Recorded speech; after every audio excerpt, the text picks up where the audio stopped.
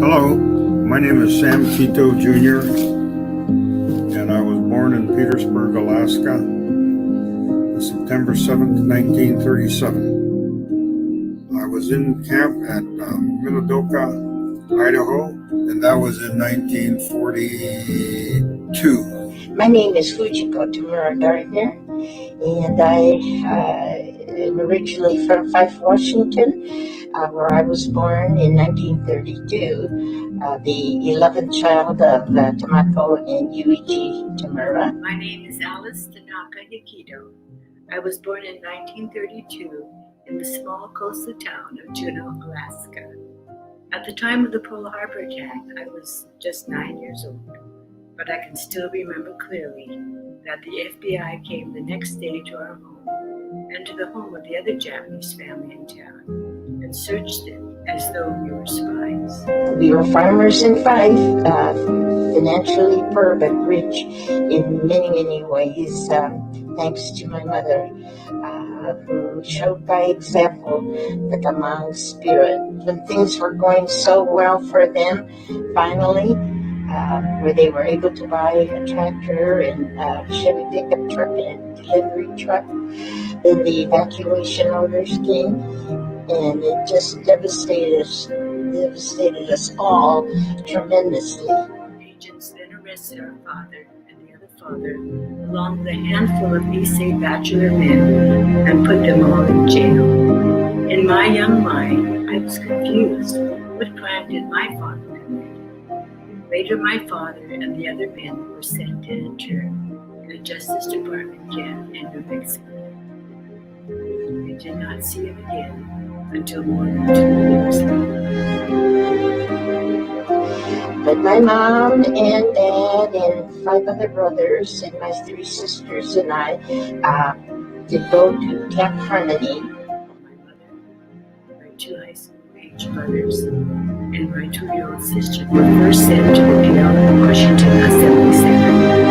We went by train, guarded by army soldiers, to Minidoka, which was the internment camp, where we were destined to spend the rest of the years.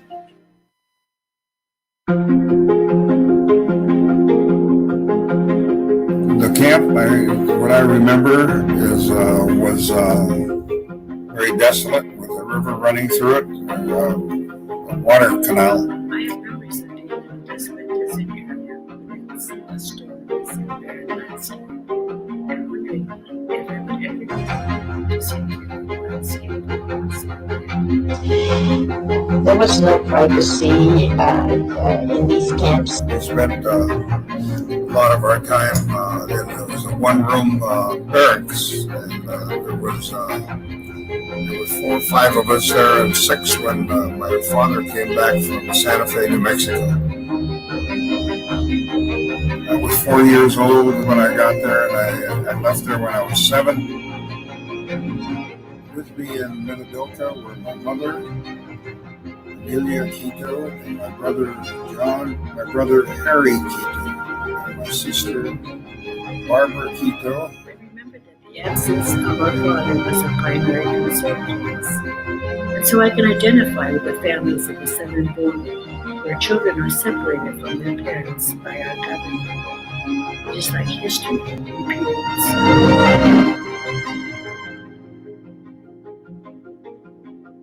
My oldest sister had made a comment. We did not fail our country. Our country failed us miserably, and this should never have happened, but certainly it should not ever happen again.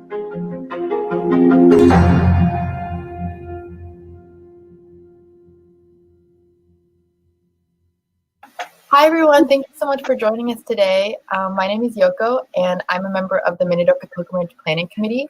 So on behalf of the committee, I'd like to welcome our elder panel guests.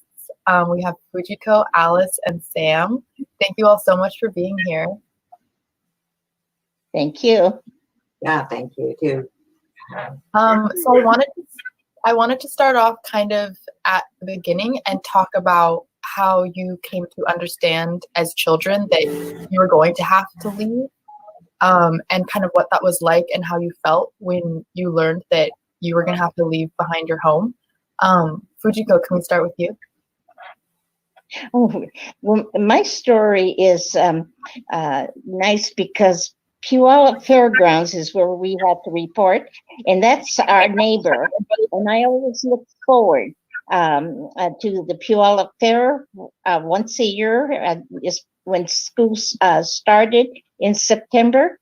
And I always knew we got a day off from school with a free ticket to the fair. So there are happy memories for me at the Puyallup Fairgrounds. And then for us to pack up our little suitcase and go over there and see a lot of barracks. Our quarters was in Area C, which was the parking lot. We weren't in the actual fairgrounds. So all we saw was barracks and the barbed wire fence and a soldier guarding us with a rifle. And I was in a state of shock to see that, especially the soldier with the rifle, because my brother Hiroshi was already drafted into the Army, so he was wearing the same uniform as the soldier with the rifle. And so that was a big shock to me. And my story at Camp Harmony, the good part or the good memory was how I saw the older people, the adults, looking after us, because then I had my 10th birthday at Camp Harmony. But the people who had some talent would share their talents with us, like for the women, they would teach us how to knit and crochet. And I remember my mother bringing a lot of those wooden chopsticks with a narrow end. And for a crocheting hook, she would kind of carve up the hook from the chopstick. And then, of course, for knitting, we just used the regular chopstick. And then a young man by the name of Norio, and I think I can't remember his last name, but he wrote the book Nisei Odyssey. And I remember him posting a sign in the mess hall saying 3 o'clock math classes. So we had a lot of the adults volunteering whatever they could share with anybody who wanted to spend time with them. So that was a good memory, but I do have a sad memory of camp, and I don't know if you want me to go into it now or later. So you may want to hear the other people's story too first. Okay, yeah, we can circle back to that. Alice, do you remember how you felt when you first learned you had to leave? Well, actually, I think our family story kind of started the day after Pearl Harbor, because the FBI came to our house, and we were living in Alaska at the time, and then they took my father away and put him in jail. So that was really the beginning of our awareness of what was going to happen to us. So, and that put a lot of fear and concern into us, and confusion. I was only 9 years old, and the idea of my father being put in jail, in my little child's mind, I was thinking that jail was for people who had committed crimes, and my father was always, in my mind's eye, was always this upstanding person. But I knew it was all connected to the Pearl Harbor incident and the fact that we were Japanese. So that was the beginning of real uncertainty. And then my memory from that period on to the time when we were informed that we were also going to be taken away from Alaska, my memory is very sketchy. I don't remember too much in that period, but I do remember that, you know, we were told that we were going to have a 24-hour notice to be ready, that a ship was coming into port and would take us away. And yeah, sure enough, in April, this ship came down our channel. We could see it from our house. And I had two older brothers that were, one was in high school. And they said, I bet that's the ship. And sure enough, the FBI came and informed us that, you know, we were going to be taken away. So we, as I remember, we left sheets on our beds and, you know, dishes in the cupboard and things like that. And then we were taken away. Mm-hmm. So that was the beginning. Mm-hmm. Thank you for sharing. Sam, do you have any memories? I know you were a little bit younger, but do you remember anything from that period of time? Well, I was 4 turning on 5, and we left Petersburg on the steamship Denali, Petersburg, Alaska, and we were headed for Seattle, and we ended up at the Seattle Fairgrounds. And it's a spotty memory, but I do remember my brother was born in Seattle. My youngest brother, he's the one that I told you about earlier, that was he went to Vietnam and he died in Vietnam. Mm-hmm. He was in the Marine Corps, but he was the one that was born in Seattle. And we were in Seattle for a period of time, and then the next recollection that I had was taking a train from Seattle and going across country and ending up in Minidoka. And that was quite a shock, but there was a number of people from Petersburg, and then we ended up meeting a family that we were very close to, and the children are my same age. They used to call him, his name was Arai, General Arai, and his wife, I think, was Yoni. And his son, I became friends with him. His name was Ken, and he ended up dying towards the end of the time that we were at Minidoka. Mm-hmm. From there, you know, we can get onto it a little bit later, but our time in Minidoka was pretty interesting because we had at the time the streets weren't paved or gravel; they were muddy, and we ended up having to walk to go to the bathrooms and the showers and the mess halls. And the room that we were in, it was a room with my mother and myself, and it was 4 of us. And my father went to Lordsburg, and he didn't come back to join us until 1944, I think. After that, and then we were allowed to go out of the camp, and we went to Boise or Jerome, Idaho, and they were building a dam there, the Anderson Dam, and that's where my father and my uncle, 2 uncles, were working, and the families were moved there before we were sent back to Seattle, and then we went back to Alaska. So that capsule is a journey that we took. Hmm. Moving on kind of to the actual experience of being in camp. I know all of you touched on it a little bit, but I wanted to ask you if there were any specific memories that stand out to you today, so many years later. Fujiko, can we start with you? The happy memory, going back to Camp Harmony, is that I look forward to the hamburger smothered with onions, and that's the one thing that we would go. And if Camp Harmony would have served that for lunch every day, I would have been a happy camper, because the food, as I would like to just forget about what we had in Camp Harmony and also at Minidoka. But the thing about my story being sad is that at Camp Harmony, I could see my father change.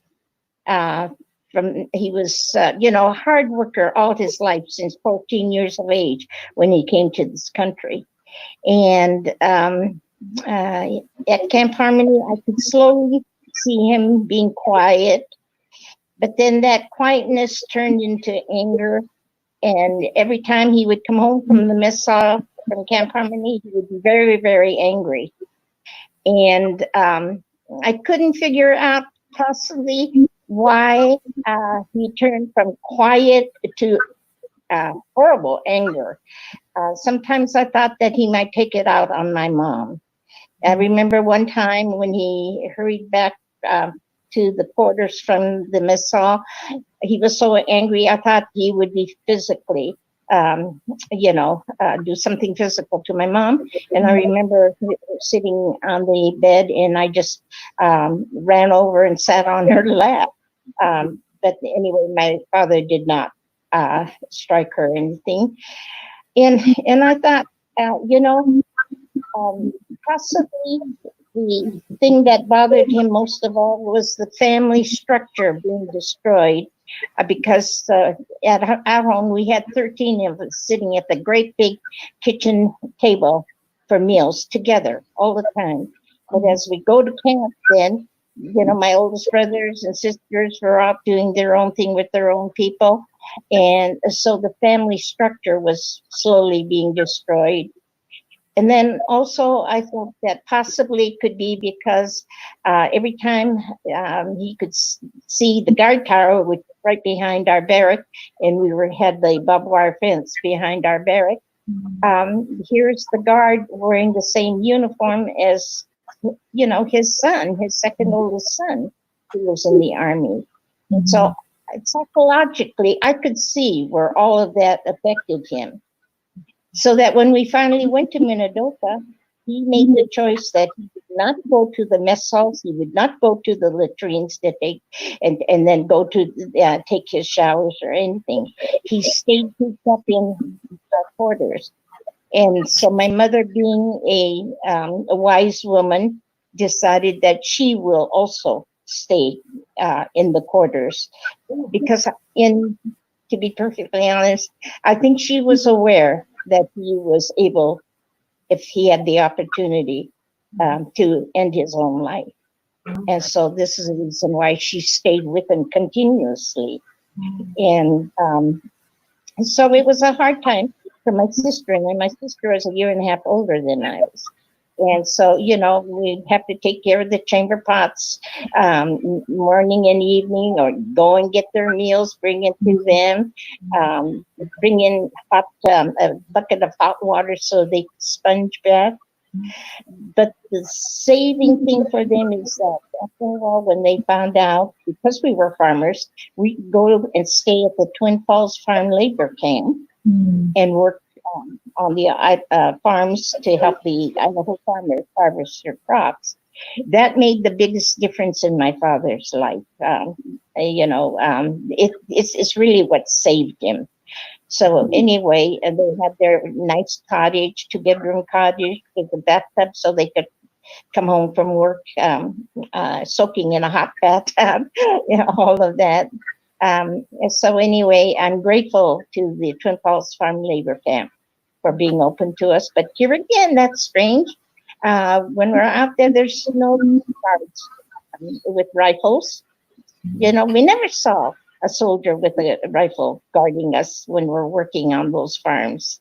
And then we were working with German prisoners of war also. And then I always felt that they had it made, because at lunchtime, the trucks would come pick them up, take them back so that they could have their lunch at the mess halls, while we had to sit out in the hot Idaho sun eating our rice balls or whatever we had for dinner the night before for lunch. But here again, the German prisoners didn't have guards there, all day.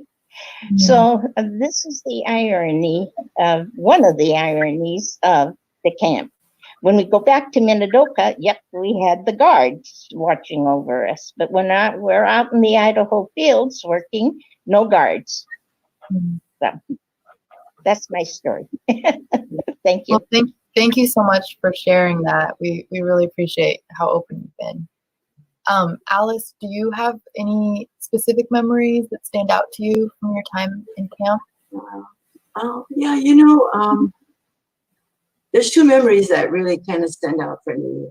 I'll probably think of others afterwards, but right at the moment, like I mentioned earlier, that my father was separated from us, so we didn't see my father.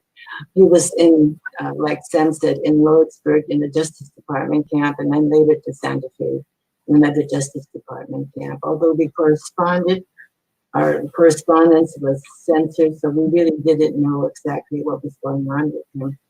But eventually, in 1944, he was released, and so he was returned. And I remember that day so clearly, because we were so happy to see him again. And in my child's mind, I remember being a little alarmed because he came on the bus with a cane.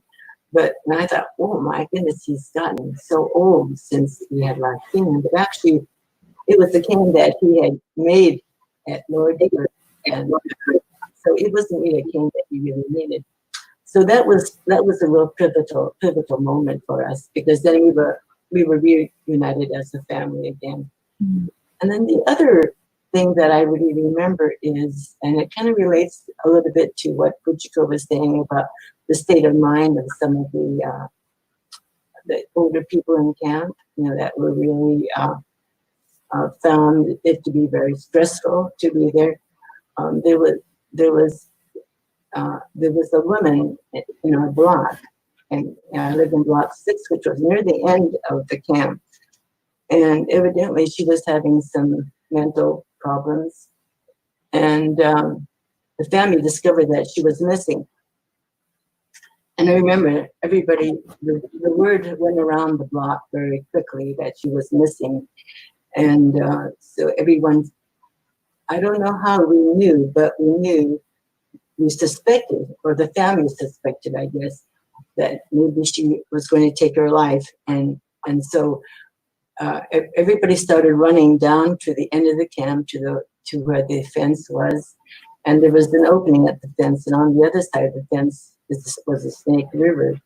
And we were able, I don't know what phase of the time it was, but we were able to go through that fence. And I wasn't in that. I was in that mob of people running down, I remember, but I was more at the tail end, and the people at the front had discovered that she had taken her life. She had weighed herself down with a heavy boulder and drowned herself.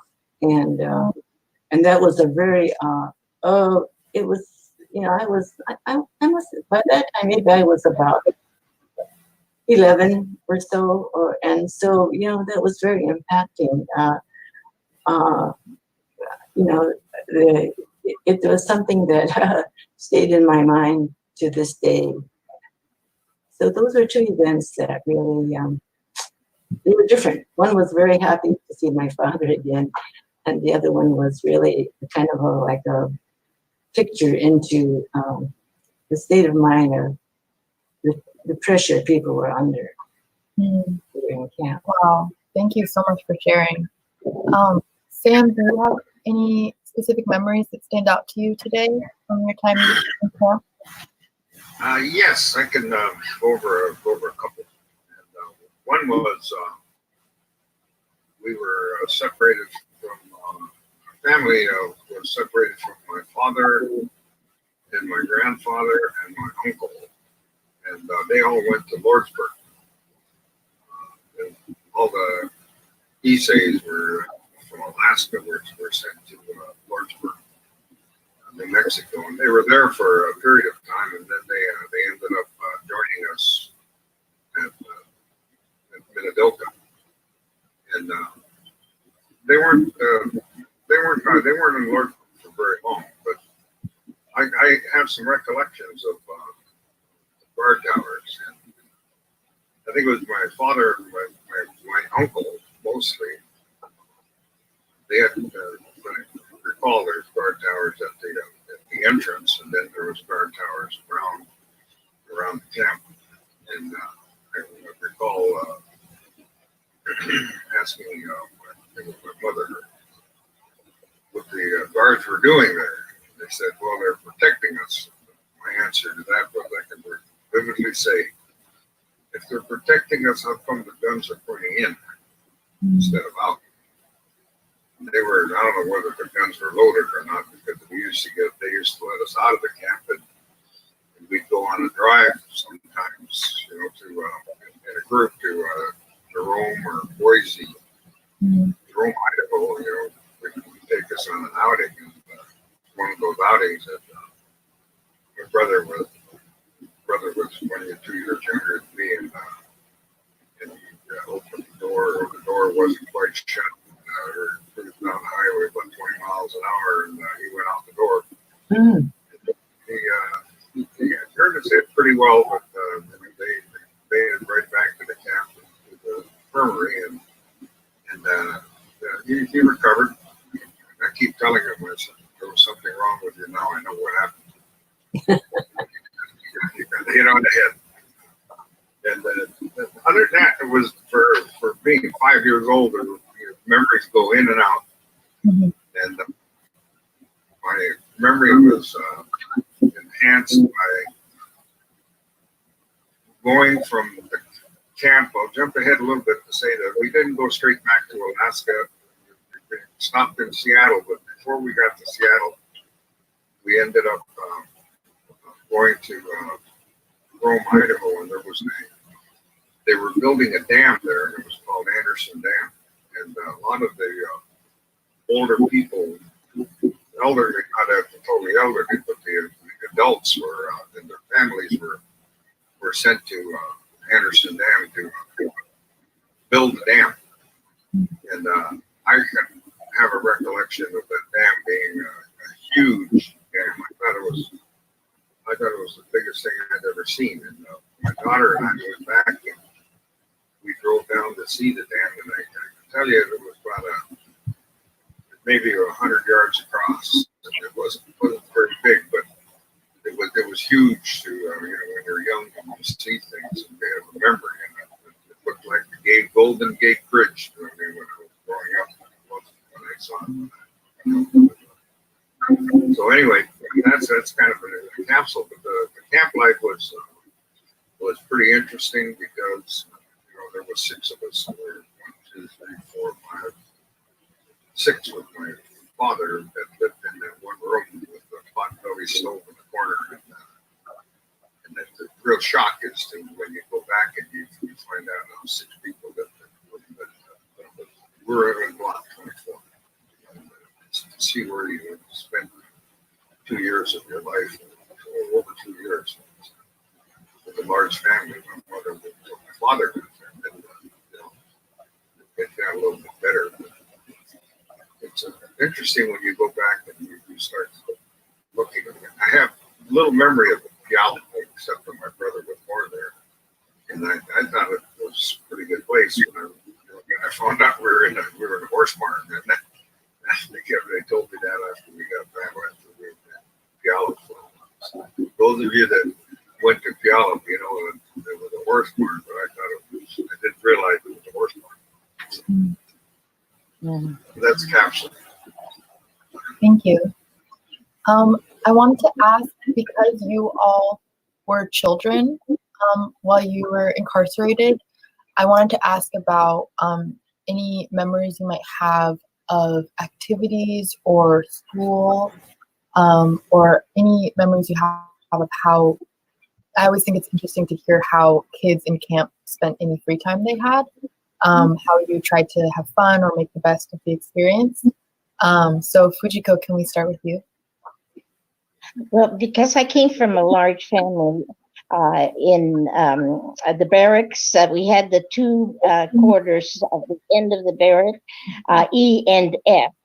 And so my brothers, 5 of my brothers had the F quarters. So all the guys, you know, their pals in the block would come, and that was like their headquarters.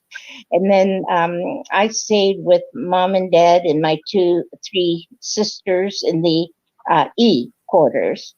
And so the girlfriends that we had would kind of make our place their headquarters too. So we never went to their quarters, but they all came to our quarters. And to us kids, the adults were good to make sure the kids were all kept busy. I remember Christmas time, we always had nice gifts that were brought in from outside churches. And, so Christmas was a happy time for us. We had movies that we could go to. And of course, they would have those serials that would always end at an exciting moment that you would have to come and see the next. But you didn't want to miss any of that, so you were always busy going to the movies. Like Flash Gordon was one of them that always, you have to keep coming back to find out what the next segment was going to be. But for our group of gals, we got involved in looking at movie star magazines. And then from there, we would get lots of postcards and send them to these movies, actors and actresses at their studios. And we would collect photographs. I mean, some of the photographs, they were, the signature was in ink. Others were photographed, signatures. Oh, I think we had about 200 movie star pictures. And of course, they would have probably been worth an awful lot. Like Ronald Reagan sent one to my sister, Dear Ray, sincerely, Ronald Reagan in ink. So that probably would be worth a lot today. But that was our joy. That's what we were busy doing and comparing notes. And I don't know if any of you remember Vera Ellen. She was a singer dancer. And so we were, you remember, correct? Bing Crosby. And she was in all those wonderful movies. She and I corresponded with each other. So I had some of her letters. And so for me growing up, even though I had chores to do for my mom and dad, it was a fun time for us, thanks to the adults making sure that we did have a good time. So, I have a lot to be grateful for too. Yeah, I think I'm always hearing about. Let me just say, I remember one of the songs was "Till We Meet Again." Till we meet again. I'm too young to know anything about.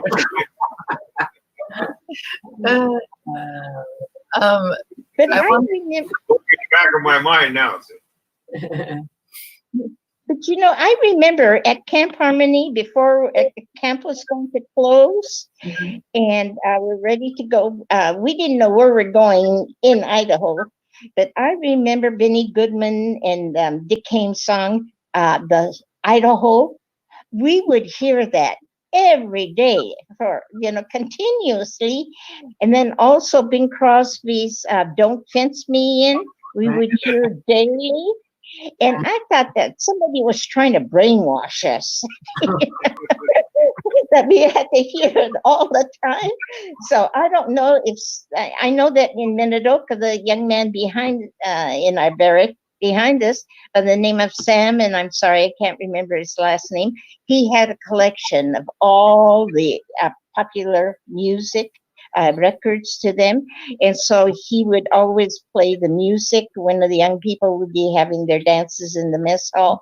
It was his records, wonderful records, big band records that were being played. So Black 21 had beautiful music all the time.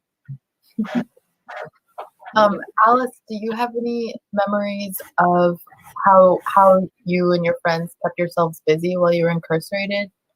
Well, it was kind of nice listening to Fujiko because I had completely forgotten about collecting the pictures of the movie stars, how we would send away for these pictures. And then even though we were only about 10 years old, I think the people that were a little bit older than us were really into that. So, but we kind of hung on to their coattails and did a little of that too. But one of the things I really remember is that, we were about like, 10 years old, 9, 10 years old, 11.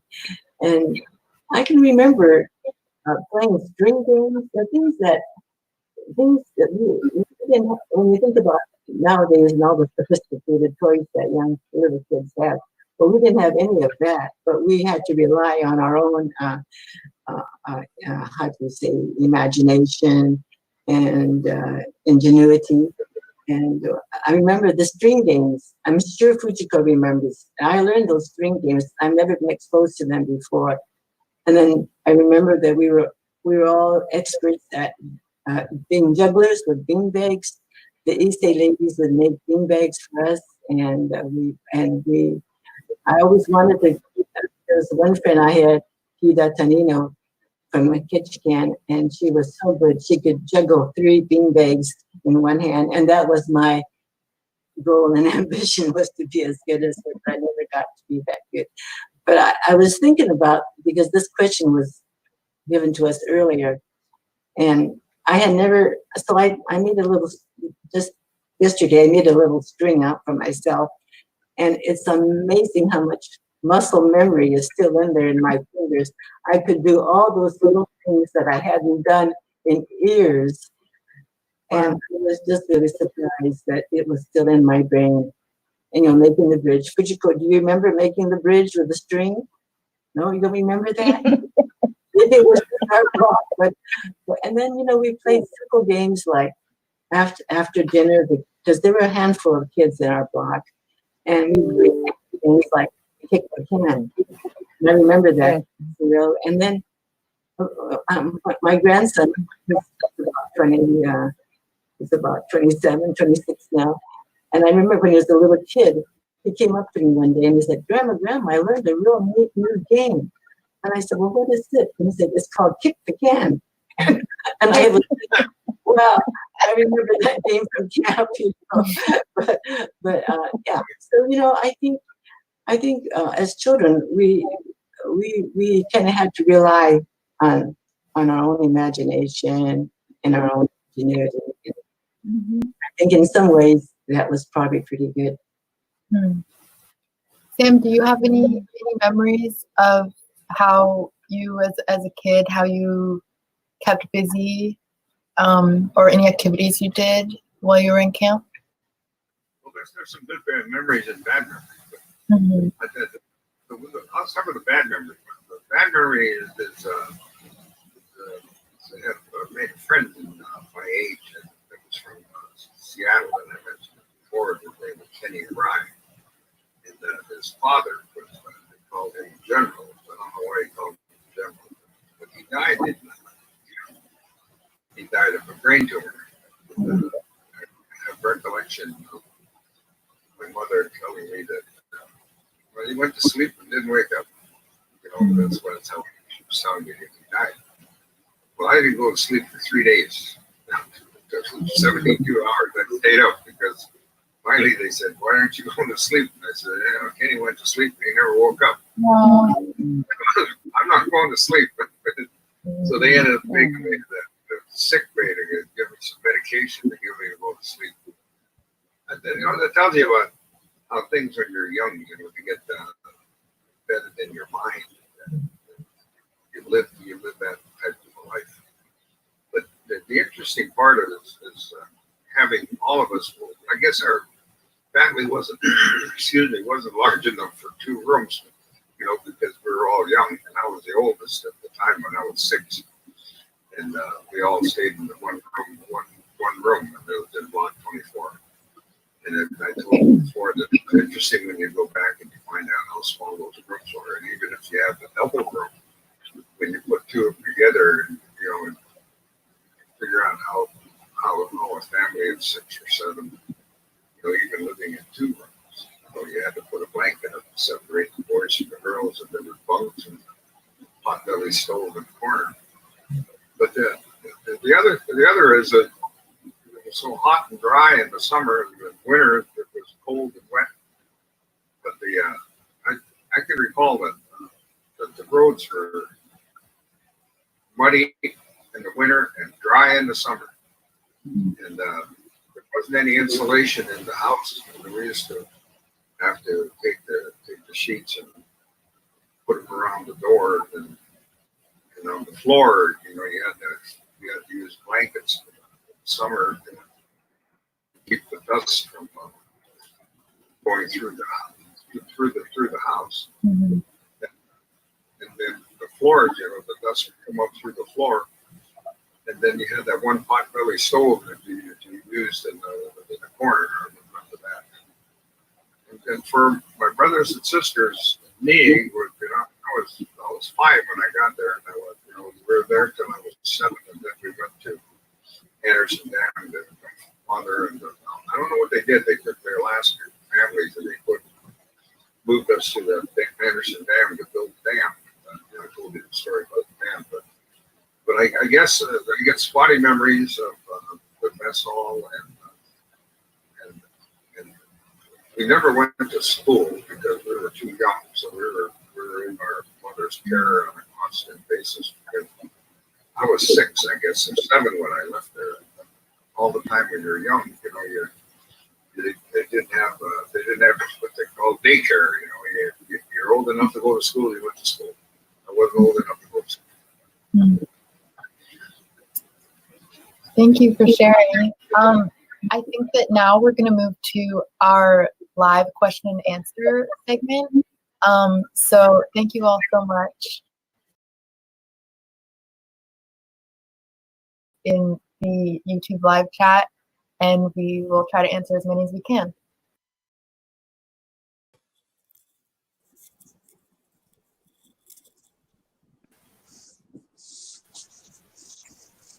Hi everyone. So we're back, and we're going to be answering some audience questions. So let's get started. Our first question is for Sam from Gardner Funo O'Kane, who asks, Sam, did your father ever talk about Lordsburg at all? I can't find any documentation about that camp, and my Oji-san never talked about it. I think I answered you in on the texting, but my father, my grandfather, and my uncle, and they were all together when we got to when we were at Minidoka, and then we went to Anderson Dam.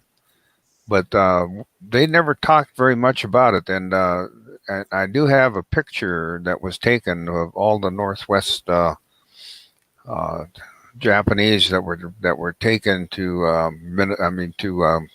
Lordsburg, New Mexico, and every once in a while they'd go through and talk about different people that were there, that they knew, but there's not much discussion. There wasn't very much discussion between my uncle and my father about Lordsburg. Mm. Our next question is from Caitlin Kosai, and Caitlin wants to know, what importance did school have to you or your family when you were in camp? Can we start with you, Alice? Yeah, the importance of school to myself and my family. I guess, for me, in my mind right now, I would think about it maybe in terms of academics and socialization. For me, it was kind of, in a way, a little bit exciting because it was the first time that I had been among so many Japanese children, and they were all Japanese children, right?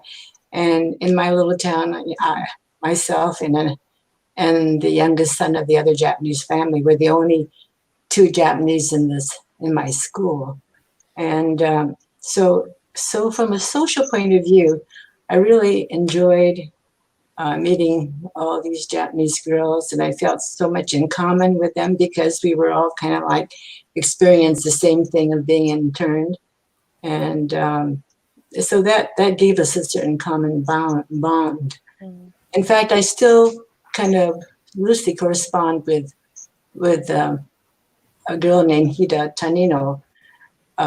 She's Hida Tanino Yonago now, and she lives in Spokane, and she was from Ketchikan. So, that part, yeah, I really enjoyed. And academics, I don't know that there was any how do you say, any real strengths or weaknesses in the academic program.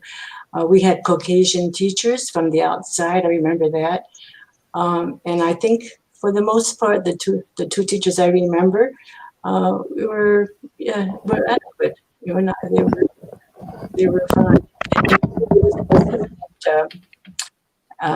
Nisei teachers also, but going back to the question of what importance was school, it doesn't have an outstanding importance to me. I do remember when I came back, though, I was a little bit deficient in mathematics when I came back to my class, and I'm in the 8th grade. I could tell that there were some holes in my math understanding. What about you, Fujiko? What do you remember about school?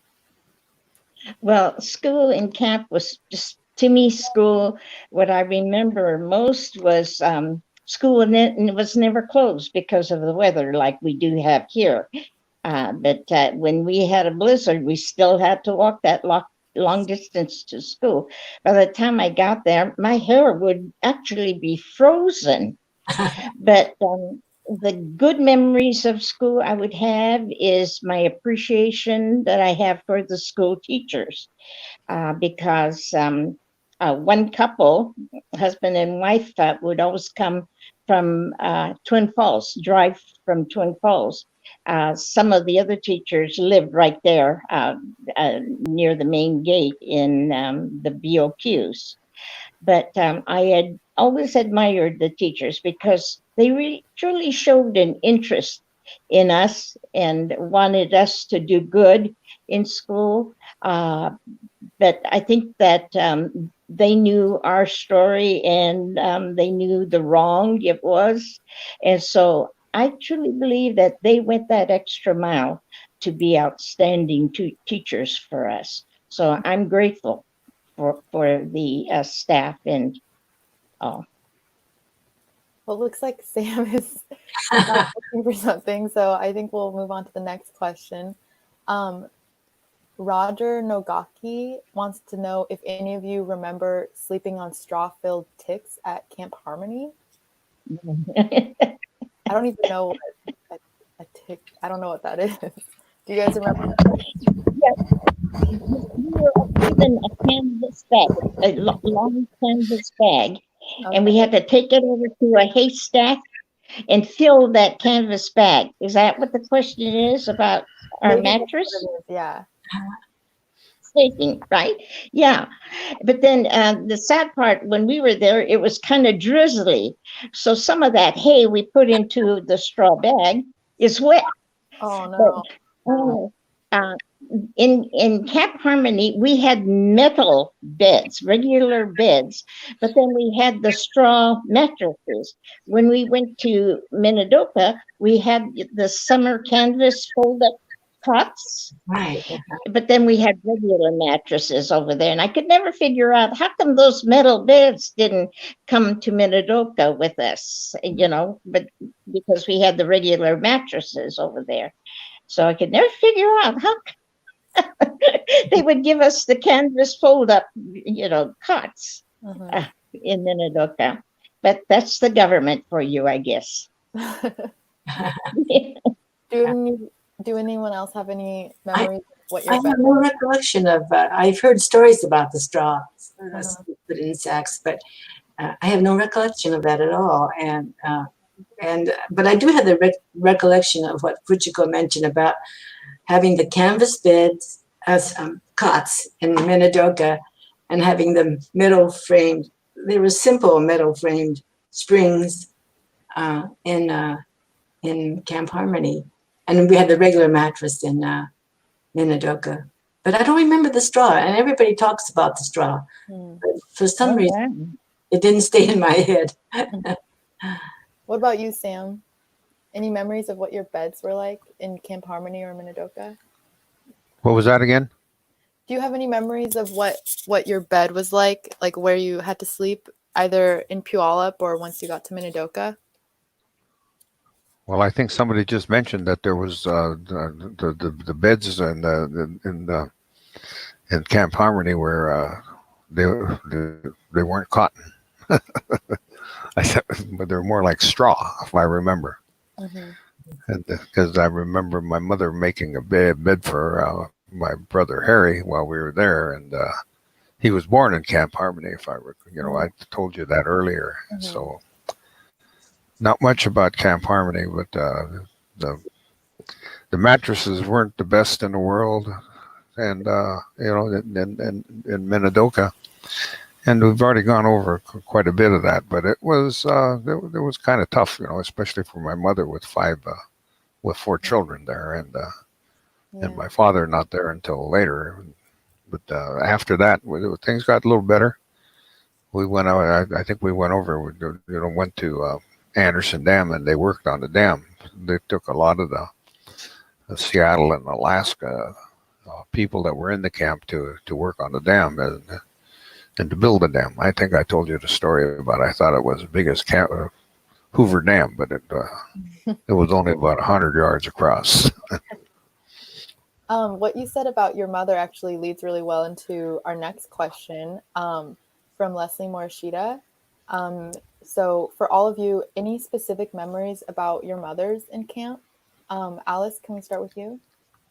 Well, I had my sister was a toddler in camp, and my mother, I think her attention really was focused on my sister Mary, and so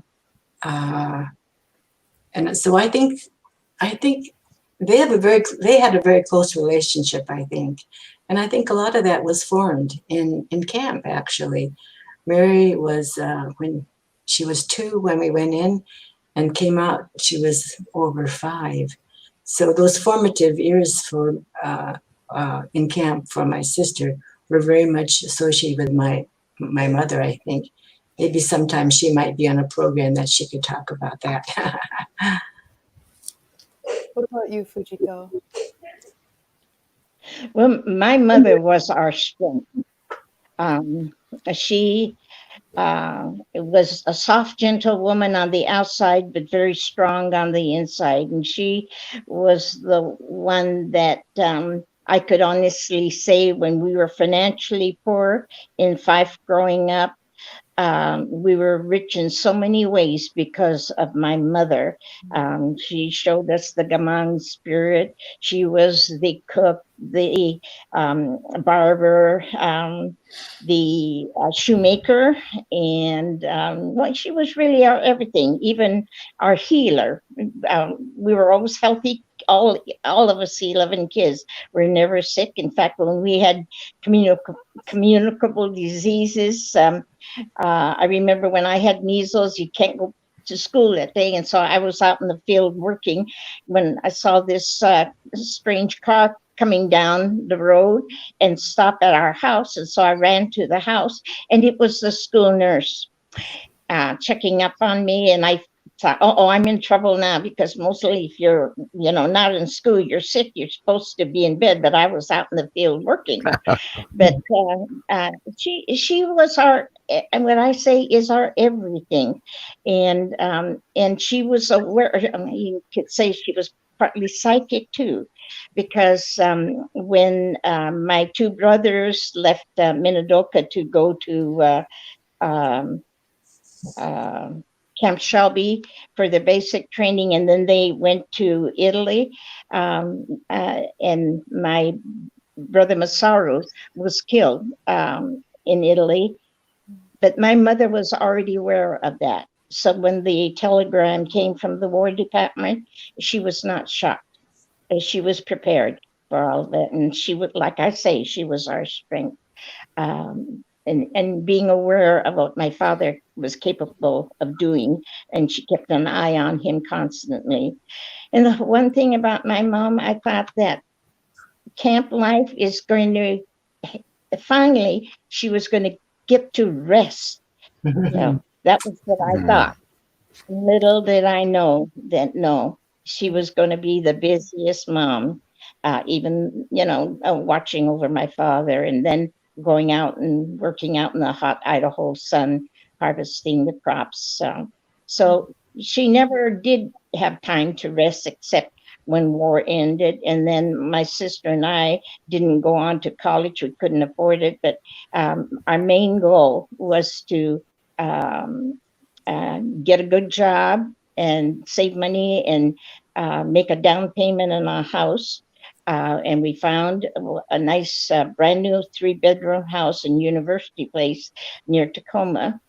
And so we were busy making monthly payments, $60 a month mortgage payments. And the house, brand new house, cost $12,500. Now, all you young people will think that, oh, we bought a shack. But no, that was normal. That was a good price for a brand new house. And we made sure that at the backyard, they had plenty of space to plant vegetables, and they had beautiful garden in the front with beautiful flowers and all. So I hope that we were able to make their last years of their lives comfortable with all the modern conveniences. But my mother was a hard worker, and she was a great example of that gamang spirit that everybody talks about. And I think that there was a survey done amongst the internees, and people will say that it was our mothers that had the strength. So I'm grateful to my mom. And by the way, we found out that my mother's, it was a descendant of Taira no Kiramori of the Heike clan. The Heikes went to battle with the Genji clan, and they were pushed into the inland sea and were defeated by the Genjis. But there's a crab that comes from the inland sea that has an image of a samurai. So anyway, my mother found out that she was a descendant of Taira no Kiramori. So who knows, maybe that she just naturally got all of that from her ancestors. This is Sam. I'm going to try to give you a picture of my family that I found that was taken in Minidoka. Oh, wow. Yeah.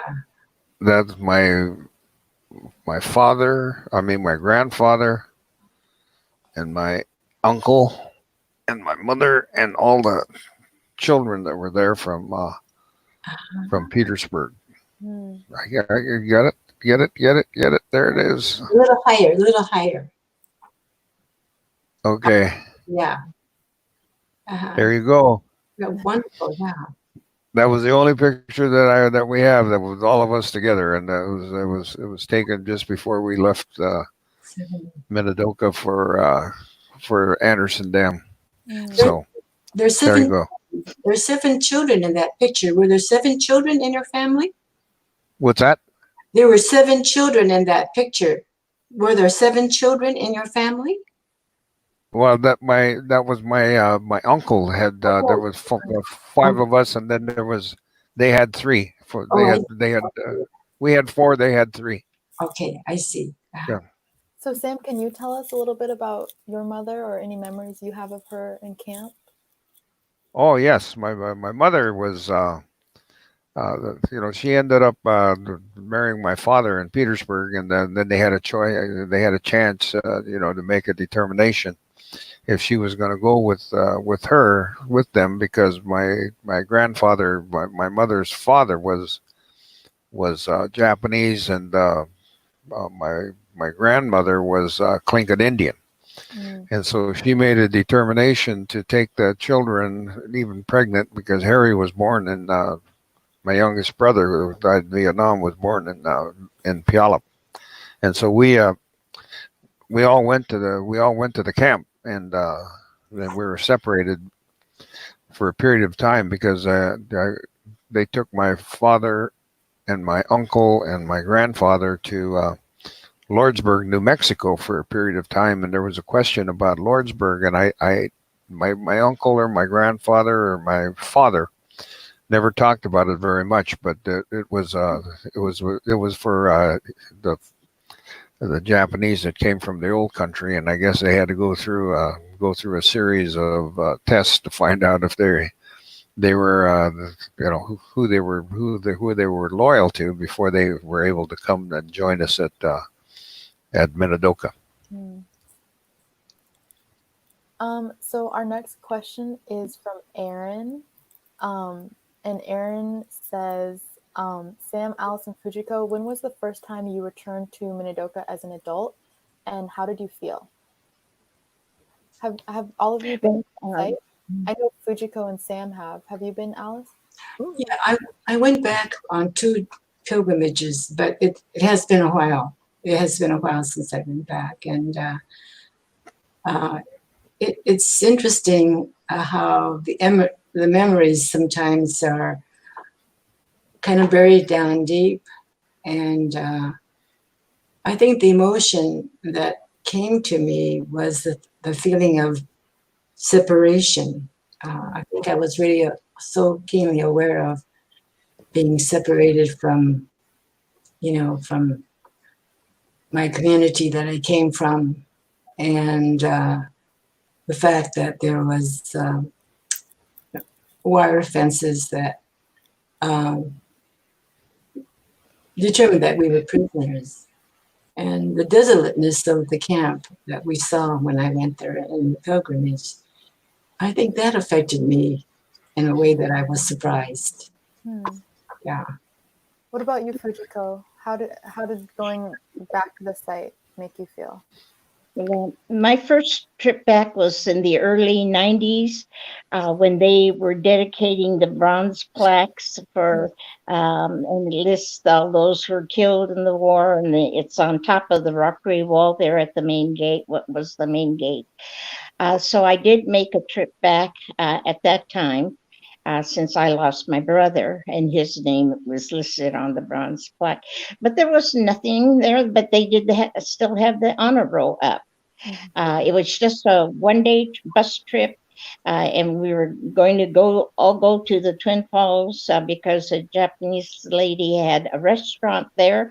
But we had a man who was had to get back in a hurry because he had a golf tournament to attend the next day. So we never got to that restaurant, and I'm sorry we didn't, because that's where all the people were meeting. But that was my first trip back, and and I've been to many pilgrimages, and my last trip was in this past February when they dedicated the visitors center. And some of the staff people, especially Hanako of the national parks, and my granddaughter is with the national parks also. But they wanted me to help dedicate the toilets, the flushing toilets that they have there now.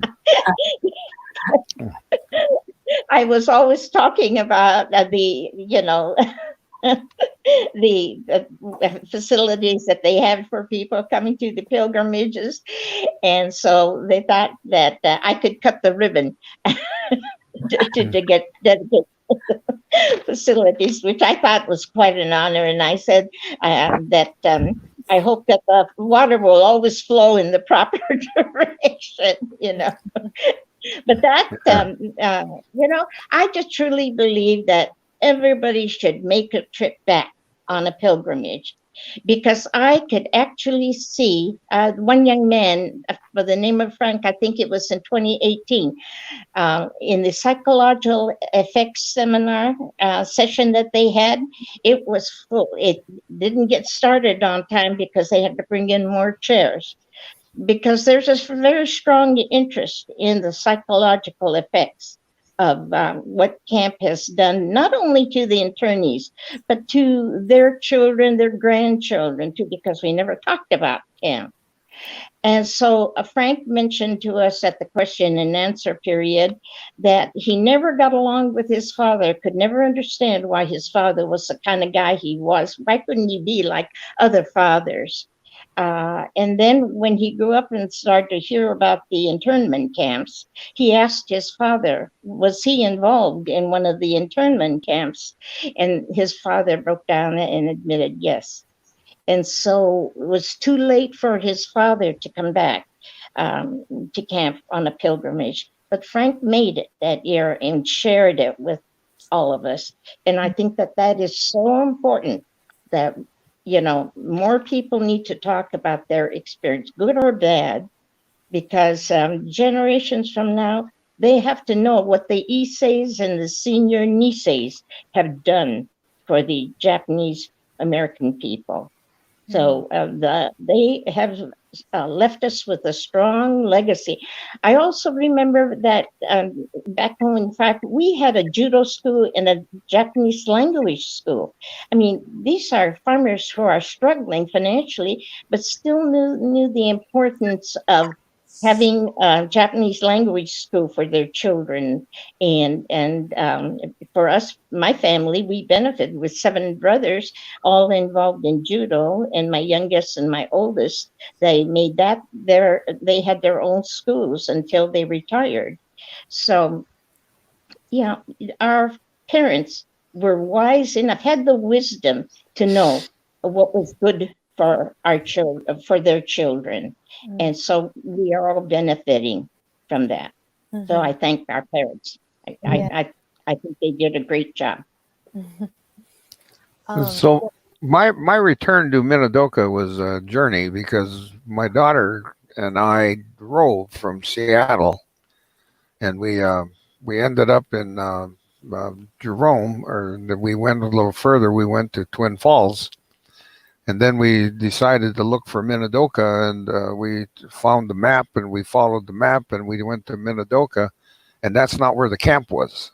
So we're walking around in this in a community and asking them where this was the camp, and they said no, it's Camp Minidoka is back about 10 miles the other way, and you got to go over this way and that way, and we went and found it. But Minidoka is not the camp. That's a town. and I thought for a long time that Minidoka was a Japanese, and it sounded like it. And then when I started talking to people in the community, they said, no, that came from the Norwegians or the Swedes or somewhere from Minnesota. So Minidoka doesn't mean anything in Japanese. That's what I found out. It sounds Japanese, but it isn't. That's what I found out in my first trip. So my daughter and I went there, and then I've been back a couple other times, but getting a little older, and she said she wasn't going to drive because you go 90 miles an hour in Idaho. So we took the bus. So the last 2 times we went, we took the bus. Thank you for sharing. So our next question is from Julie Abo. And the question is, what do you think is important for future generations to know and learn from the JA incarceration experience? Do any of you have anything to say about that? Well, one of the things is that it's kind of heartening to know that the Sansei and Yonsei generation are kind of picking up the baton, so to speak, as to keeping the history alive. And what happened to the Japanese American community was a gross injustice, and in today's time,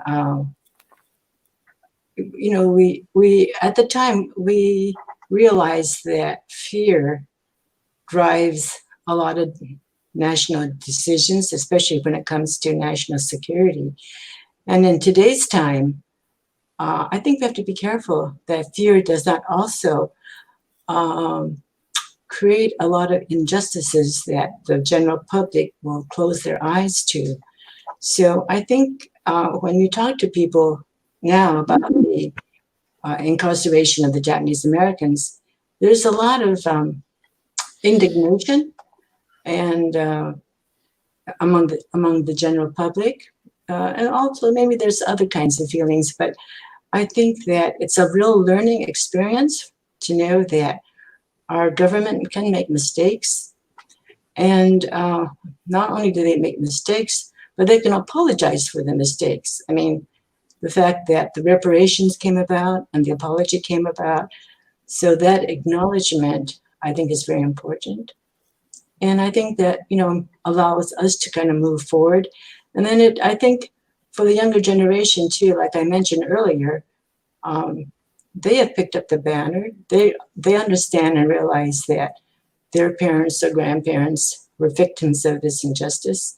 And so they want to, be holders of this knowledge and be sure that doesn't happen again to any other group of people. Thank you.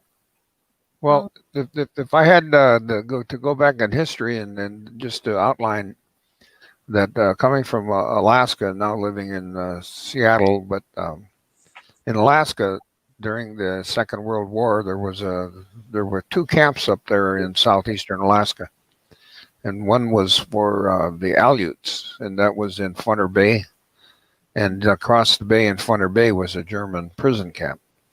And I didn't know about this until after the war, when I got back and ended up talking with different people in Alaska. And so the Japanese from throughout Alaska, they were sprinkled across the state, and most of them came to work started in Washington, to work in the canneries in Washington. And then as the fishing opportunities developed, the Japanese started moving to different places in Alaska to work in the salmon canneries and provide labor up there, and they spread all the way across Alaska, and every once in a while, we would go back in history and talk about some of the Japanese that's integrated with the Eskimos in the northern part, and then in southeastern with the Tlingit Indians and the Tsimshians, and out in the chain, the Aleutian chain, and those villages were with the Aleuts. So I think that when you talk about the incarceration, there was other civilian incarceration that took place, but none so much as taking people, from Alaska. We ended up taking a steamer, and I think I've told that story before, and then ended up busing to Camp Harmony, and so it was a combination of a lot of people that ended up at Minidoka, and Minidoka is the camp. It's not Minidoka the city. There's a bunch of Norwegians there, I found out. What about you, Fujiko? What do you think it's important for future generations to know about camp? Well, I think it's very, very important for everybody to know that the incarceration of us Japanese and Japanese Americans were based on lies. And my granddaughter had bought me, because when I saw this alternative facts, the lies of Executive Order 9066, and I made a comment to her, I would like to have a copy of that. And so she found out where I could get me. And this is truly what every American should know, that these camps were brought on by people who not only hated us, but wanted some of our property, or whatever reason. It was not based on us doing saboteur work for Japan. So that is the one thing I would like people to know. And about blind hate. I would share with you, when we were coming out of Campbell's restaurant in Twin Falls, Idaho, my two brothers were going to be shipped to Italy, but they were in their uniforms, and we had a nice, and I'll never forget it, because I always ordered chicken dinner, but I had a bottle of ketchup, and I didn't realize that the lid was not covered good, and I was kind of shaking it up, and out plopped some ketchup on one of my brother's uniform. But my mom, being very wise and knew how to take care of everything, by the time we left the restaurant, it was all clear. When we got out of the restaurant, though, there's a bunch of young guys who started to heckle us, saying all kinds of horrible things. Why don't you go back where you came from? All of this. Even when we're walking with my two brothers in uniform, wearing an army uniform. So all of that type of hate makes you blind, and they certainly were blind, but we ignored them. We're walking down the street, and I was right there with my brothers, and I know that they weren't talking to each other about their plans of what they were going to do, but they turned around at the same time to face the guys. And when they started to go toward those guys, the guys just ran, scattered all over the place. But my brothers had judo experience, so they knew how to take care of us and take care of them. But boy, I wish I had a camera to take that picture, to see those guys scattered the way they did. But I could think about Vashon Island in Washington and the Bainbridge Island, using those two islands as an example. Bainbridge Island had an editor, newspaper editor, who only wrote positive things about the Japanese people, the contributions that they have made for Bainbridge Island. So there was none of that hate, and yet they were the first ones to have to leave. And Vashon Island, another strawberry town, I had my second cousins, the Miyoshi brothers, living there. And when camps were closing and they were ready to come back to Vashon Island, their farm was destroyed, their house was arsoned. And I thought it was just their farm and house that was burned down. But my granddaughter took me to their museum a couple of years ago where the Japanese Americans were featured. And there was a newspaper article there on the wall. And not only was it the Miyoshi brothers who lost their farm, but two other Japanese farmers from arson. And they found the arsonist who burned down my cousin's place. And he was only fined $2,000. You could say, well, $2,000 at that time was enough. But he did not have to spend any time in prison for that. So, and then all you saw was on the store windows, remember Pearl Harbor, Japs, we don't want you. Things, horrible, horrible things like that. So here you have two islands here in Washington, how one comes out with positive things that the Japanese Americans have done for their community, and the other one was all just hate, hate, hate. So we still have a lot to learn, I'm afraid, even today. I think that we have time for just one more question. So this question is from Julie Abo, and the question is, how do you think your incarceration experience impacted your self-identity? Do either of you have anything to say about that? The incarceration impacted your self-identity? That's a good question. I don't know if you can be introspective enough to really, well, I think one thing that comes to my mind is I feel that for myself, I'm not a real social activist, but I feel as though that I need to be a social activist, especially in today's time. And so that is part of my identity, I feel as though. And locally, I live in Campbell, which is California, which is very close to San Jose. The group called San Jose Nikkei Resistors. It's made up primarily of Sanseis and Yonseis. In fact, I'm the only Nisei in that group. So I represent the Nisei generation in that group. But their goal is to really take from the experience the Japanese American community of incarceration and make it be meaningful for today's situation. And they have been active in protesting the situation at the southern border. And then in the midst of that action, Then the Black Lives Matter, the murder of George Floyd happened, and that from that they have moved their emphasis onto really trying to highlight the injustices of the police. And so I feel as though I'm mentioning this because I never thought about it as a self-identity kind of thing, but I'm sure my experience in the camp has propelled me to trying to be active with this group. And even coming and saying, yes, I'll participate in this elder panel, I'm sure that that is part of my desire and of my own identity, is to be a voice.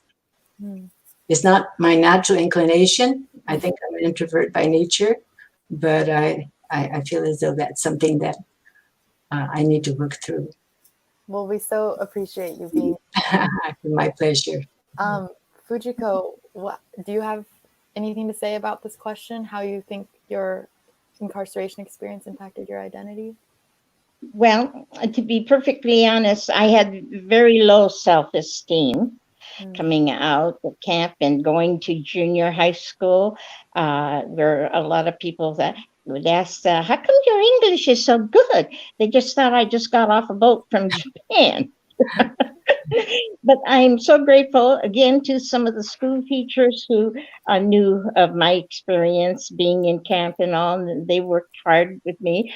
But in junior high school, I didn't participate in anything. But then when it came to May Day, my homeroom teacher told me that I was going to be nominated by the student body to be their May Queen, and I shrunk. I said, no, I can't do that. I can't do that, because I knew that I would have to buy a gown, quite formal gown, and I just didn't want my parents to have to spend money for that, because in my mind, a gown was expensive, right? I've never had a gown before. And so I tried to get out of it. I said, no, it was a very stressful time for me, but he insisted that no, I had to go through with it. And I was there the previous year, so I knew what the May Day festival was. And I could see that some of the teachers, a few of the teachers who were the advisors to the May Day festival, just canceled out on a lot of things. And so I thought, well, they probably did that because was nominated and voted in. And so I just thought, well, I got to go and find some white gown. And I did find one for $10 at the old Rhodes Brothers department store annex.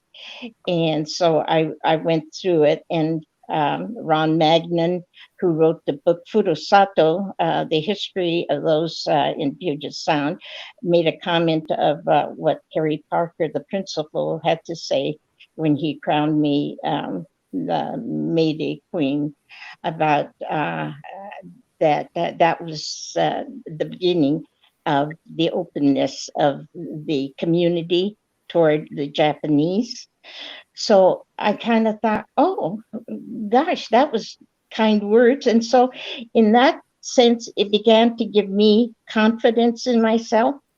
And then we went on to high school, where I had prejudiced teachers. I remember coming home sometime, and my mother always asked, well, how was your day at school? And I would gripe about it. And finally, one day she said, well, if you're that unhappy with school, why don't you just quit?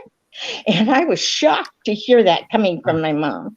And I was more determined than ever from that day forward. I'm not going to complain anymore to my mom. I'm just going to try to make a go of it.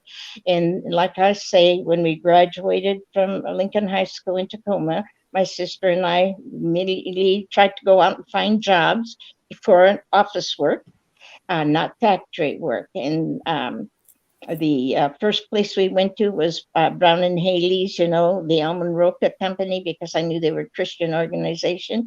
And right away they said, no, they had jobs available in the factory. And so we walked about 6 blocks to Days Tailored clothing, and that was a men's clothing manufacturing company. And my sister got a job in the production office. And because she was doing such an outstanding job for them, when Days Tailored Clothing bought Seattle Woolen Company and brought it across the street from Days Tailored Clothing, they asked my sister if she knew of somebody who did secretarial work or who could do secretary work. And she said yes, and she told them about me. So Bob Mickelson, the president of the company, took me out to lunch, and he hired me. And so I was the secretary to Bob until I got married and started a family. And so they asked me if I knew of a Japanese girl who could take my place. And I, inquired in the Japanese community, and somebody mentioned, yes, Bev Yamamoto. And I knew Bev because she was just a toddler in camp, and I knew her mom and dad from Fife. And they told me that she was a salutatorian at the Fife graduating school that year. So Bev got the job, and she was there until she got married. Then on one of the pilgrimages, I find out that there's a girl, and she's in the backstage right now, Caitlin. And so I says, "Oh, are you related to Bev?" And she said, "Yes." And so I can't remember if Bev is her grandmother. But anyway, so it's a small world.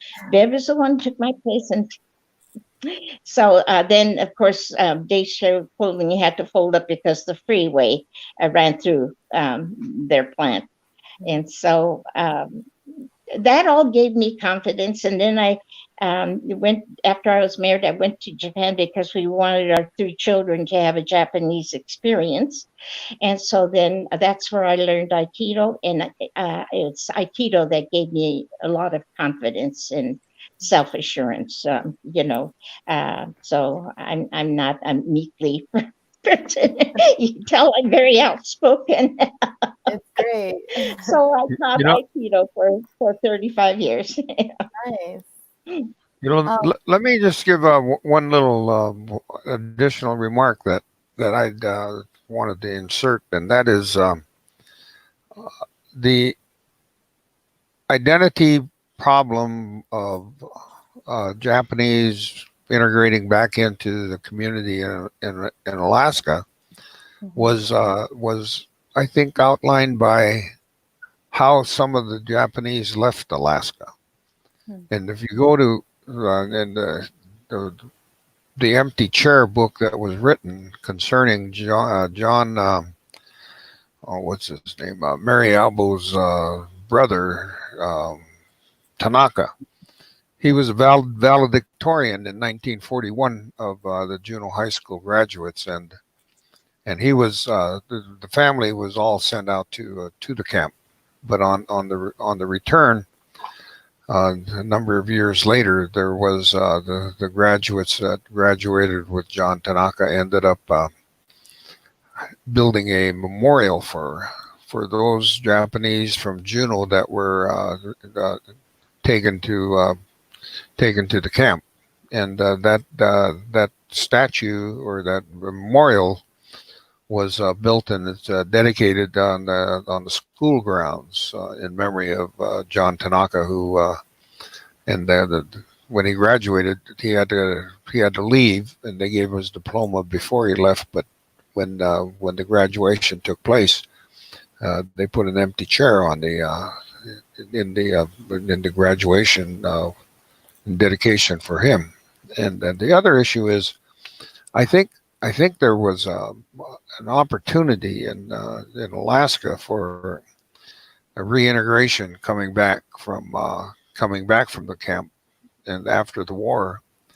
And there was, I think that we used to get, when we were there, we used to get gifts from people in Petersburg that were friends to the family for Christmas and birthdays. Mm-hmm. That were mailed, and sometimes it took 2 months to get there after your birthday, but after the war, that way you have two birthdays, one in camp and then one when the gifts came.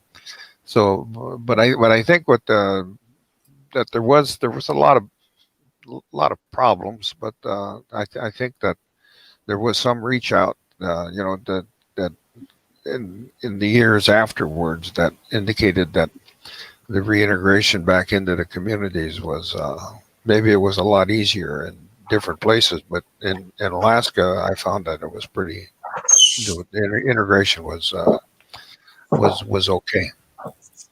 Well, I know that Alice. A shout out. Yeah. Well, Stan talked about John Tanaka. John Tanaka was my brother. Yeah, I know that, Alice, but I thought I'd get it in there. But I want to also do a shout out for this book. This book was written by Carleen Grummett, and she put together a wonderful history before and after the war, and in the making of the memorial. And so I can't get it into the screen there, but I think it can be picked up through the Minidoka. I think I don't know where it can be picked up, but I know it can be. The people connected with Yes, can give the source. But I just want to give a shout out for this, and thank you. Okay, that's a good thing. Yeah. I couldn't find my book. Alice sent me a copy, and there's some really amazing stories in there. So thank you for that. Mm-hmm. So I think that it's about time to wrap up. So thank you everyone for watching. And thank you to all the other Minidoka Planning Committee members who've helped make this happen. And Aaron and Caitlin, and Johnny, who made the opening video. But most of all, I just want to thank the three of you. You guys have been so wonderful and generous. And as a descendant, it means so much to be able to hear from you. So thank you all. And thank you to everyone who's watching. Yeah, thank you. Thank you. Thank all you young people for doing all this and keeping our story alive. Thank you. Nice meeting you, Fujiko, and nice seeing you. Good to be with you. Great being with you. All right. All right. Bye, Take everyone. care. Keep healthy. Okay.